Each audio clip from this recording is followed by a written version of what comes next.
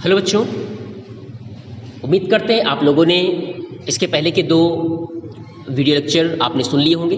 ठीक, तो चलिए अब चर्चा करते हैं। हमने जो बात कही थी इसके पहले कि इस लेक्चर के अगले लेक्चर के माध्यम से हम लोग किसकी चर्चा करेंगे? हम लोग चर्चा करेंगे different branches of legal system की। तो चलिए वीडियो को शुरू करने से पहले आप सभी लोग चैनल को लाइक कर दें, सब्सक्राइब कर दें। ठीक, आइए समझते हैं कि what are the different branches of legal system. तो आपने देखा कि किस तरह से सुधा के साथ क्राइम हुआ तो क्रिमिनल केस बना। इसके पहले हमने बताया था कि अगर कोई भूमि आपकी जबरन छीनता है तो वो दूसरा केस बनता है। ठीक, तो इस तरह से हमारे यहाँ जो कह सकते हैं कि जो लीगल सिस्टम की ब्रांचेज हैं वो 2 अलग अलग तरीके से काम करती हैं। तो उनको समझने के लिए हमें 2 चीज़ों पर ध्यान देना होगा, एक क्रिमिनल लॉ और दूसरा सिविल लॉ। इनका डिफरेंस भी एग्जाम में बहुत महत्वपूर्ण होता है और इनको जानना भी जरूरी है। तो चलिए दोनों के डिफरेंस को जानने का प्रयास करते हैं कि what is the criminal law, what is the civil law. तो criminal law deals with conduct और acts that the law defines as offence. जो क्रिमिनल लॉ होता है वो ऐसे मामलों को डील करता है जो कि कानूनन जिनको अपराध घोषित किया गया है। फॉर एग्जाम्पल थेफ्ट, चोरी, harassing of a human to bring more dowry, किसी महिला से अधिक दहेज की मांग, मर्डर, मृत्यु, ये सारी चीज किसमें? क्रिमिनल लॉ में आती है।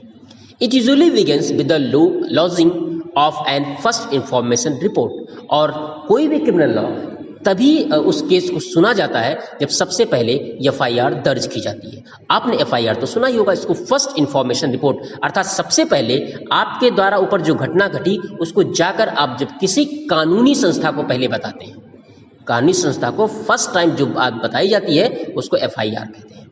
ठीक, तो सबसे पहले आप कहाँ जाते हैं? थाने या चौकी में, कहीं भी जाकर, पुलिस चौकी में आप जाकर अपने द्वारा घटी गई घटना को बताते हैं। तो उसी को हम क्या बोलते हैं? एफआईआर कहते हैं, जो रिटन फॉर्म में लिखा जाता है। आज ऑनलाइन एफआईआर की सुविधा है। ठीक, अब उसके आधार पर police who investigate the crime after which a case is filled in the court. अब क्या करती है police?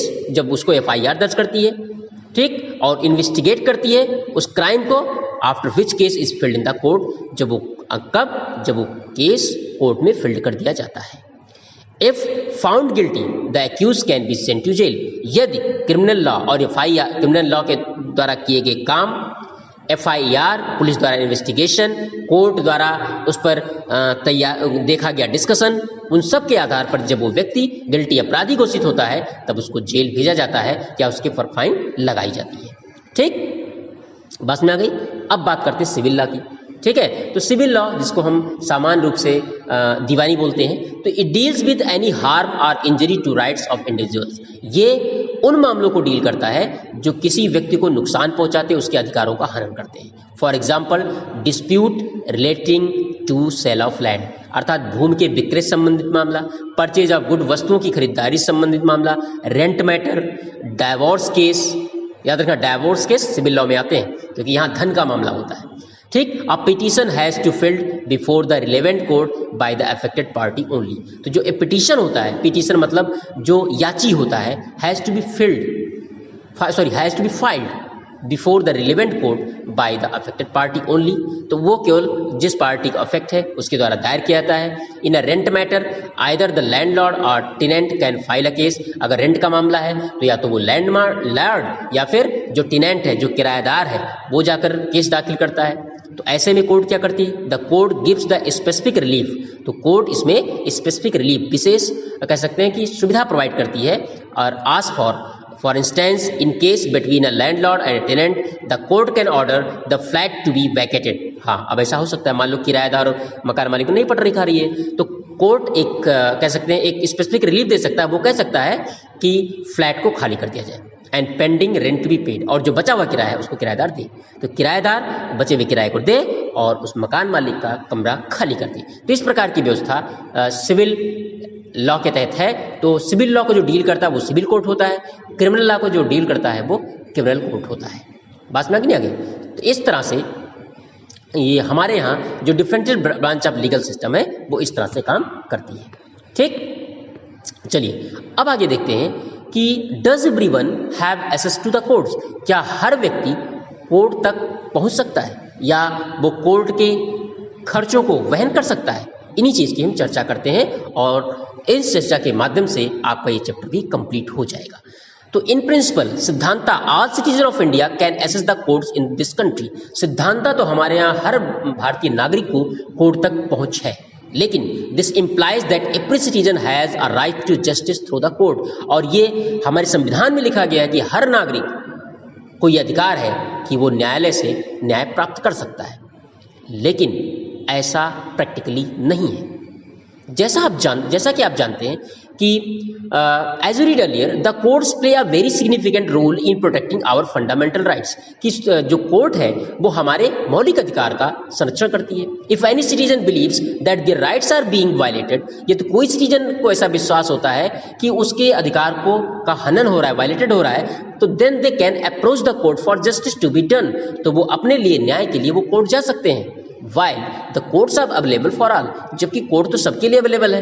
In reality, access to court has always been difficult for a vast majority of the poor in India. लेकिन हकीकत तो ये है कि हमारे देश में गरीब बहुत हैं और जिसकी वजह से सभी लोग कोर्ट तक पहुंच नहीं पाते। कोर्ट तक पहुंच ना पाने का मतलब कोर्ट संबंधित जितनी भी प्रक्रिया होती है उन सब में काफ़ी खर्चे लगते हैं। यहाँ तक कि वो घर से रोज कोर्ट तक पहुँचेंगे तो उसके लिए भी उनका ट्रैफिक चार्ज पड़ेगा, ठीक है, ट्रैवलिंग चार्ज पड़ेगा। तो इन सब की वजह से बहुत से पुअर कोर्ट तक एसेसिंग नहीं कर पाते हैं। Legal procedure involve a lot of money, और सारे लीगल प्रोसीजर में बहुत अधिक पैसे की आवश्यकता पड़ती है। एंड पेपर वर्क की आवश्यकता पड़ती है जो लॉट ऑफ टाइम लेते हैं, एक लंबा समय लेते हैं। For a poor person who can't read, एक गरीब व्यक्ति जो पढ़ नहीं सकता, whose family depends on a daily wage, जिसका परिवार दैनिक मजदूरी पर डिपेंड है, the idea of going to the court to get justice often seem remote, तो उसके लिए दूर दूर के ढोल सुहावने जैसा होता है। उसके लिए ये कोर्ट की व्यवस्था दूर के ढोल सुहावने जैसी होती है, अर्थात वो कोर्ट तक एक्सेस नहीं कर पाता। तो क्या ये व्यवस्था भारत में ऐसी ही चलती रहेगी? नहीं, भारत ने इस व्यवस्था में परिवर्तन किया है। क्या किया है? In response to this the Supreme Court in the early 1980s, Supreme Court ने 1980 के दशक में एक मैकेनिज्म डिवाइस किया, एक मैकेनिज्म डेवलप किया जिसको PIL कहा गया, पब्लिक इंटरेस्ट लिटिगेशन, जनहित याचिका कही गई, to increase access to justice. अर्थात हमारे यहाँ न्यायिक प्रक्रिया को तीव्र गति से बढ़ाने के लिए जिस व्यवस्था को अडॉप्ट सुप्रीम कोर्ट ने 1980 के दशक में किया उसको क्या कहा गया? PIL। याद रखिएगा, PIL, पब्लिक इंटरेस्ट लिटिगेशन की व्यवस्था हमारे यहाँ की गई, जो कि इसके पहले 1980 के दशक के पहले नहीं थी।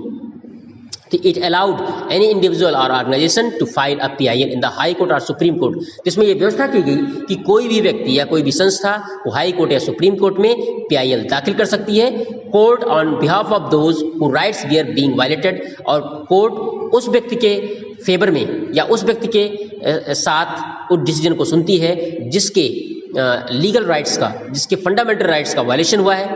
The legal process was greatly simplified, इसमें लीगल प्रोसेस बहुत सरल होता है। एंड इवन अ लेटर और टेलीग्राम, एक लेटर या टेलीग्राम के माध्यम से सुप्रीम कोर्ट या हाई कोर्ट तक आप अपनी बात पहुंचा सकते हैं और आप तक आपका डिसीजन भी उसी टेलीग्राम के माध्यम से, उसी लेटर के माध्यम से पहुंच सकता है। तो in the early years PIL was used to secure justice on a large number of issues. वर्तमान में इस PIL का बड़े पैमाने पर उपयोग हो रहा है और लोग अच्छे तरीके से जस्टिस को अडॉप्ट कर पा रहे हैं, जस्टिस गेन कर पा रहे हैं।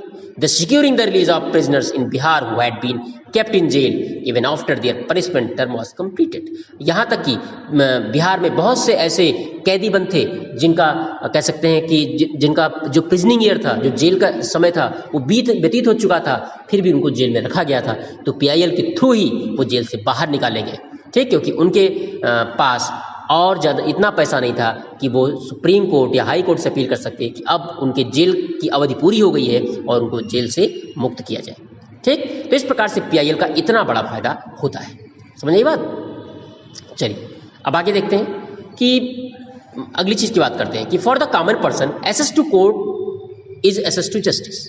एक कॉमन व्यक्ति के लिए कोर्ट तक पहुँच और जस्टिस को प्राप्त करना, ठीक, एक कठिन काम तो था, लेकिन PIL के तहत वो आसान कर दिया गया।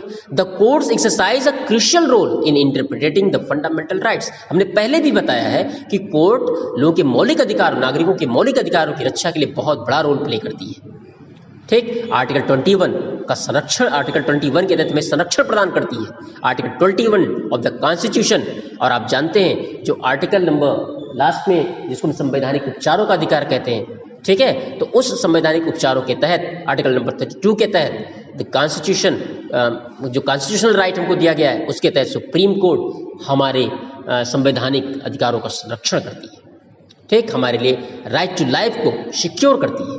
तो इस प्रकार की व्यवस्था किसके द्वारा दी जा रही है? हमारे देश की न्यायिक व्यवस्था के द्वारा दी जा रही है, ठीक। तो निश्चित रूप से आपको न्यायिक प्रक्रिया के बारे में ये सारी चीज़ें समझ में आ गई होंगी, ठीक। तो हमारे देश का जो जुडिशरी सिस्टम वास्तव में बहुत स्ट्रांग है और उसने अपने सुधार के लिए बहुत से काम किए हैं, लोगों तक अधिक से अधिक न्यायिक व्यवस्था पहुंचे, यहाँ तक कि मोबाइल कोर्ट की भी व्यवस्था की गई, चलायमान मतलब एक मोबाइल वैन के माध्यम से या चलायमान कोर्ट आप अब तो ऑनलाइन हो गया है, आप घर बैठे कोर्ट के डिसीजन को देख सकते हैं, सुन सकते हैं, अपनी बातें रख सकते हैं, ठीक। जैसा कि लॉकडाउन के दौरान हुआ, लोग वर्चुअल कोर्ट चली, ठीक, वर्चुअल कोर्ट चली, लोग ऑनलाइन के माध्यम से, इंटरनेट के माध्यम से लोगों ने कोर्ट की बहसें सुनी, कोर्ट संबंधित अपने मामले सुलझाए, ठीक। तो इस प्रकार से इस डेमोक्रेटिक कंट्री में हमारे यहाँ सुप्रीम कोर्ट का बहुत बड़ा रोल है, हमारे यहाँ कोर्ट का बहुत बड़ा रोल है। तो in spite of this there is no denying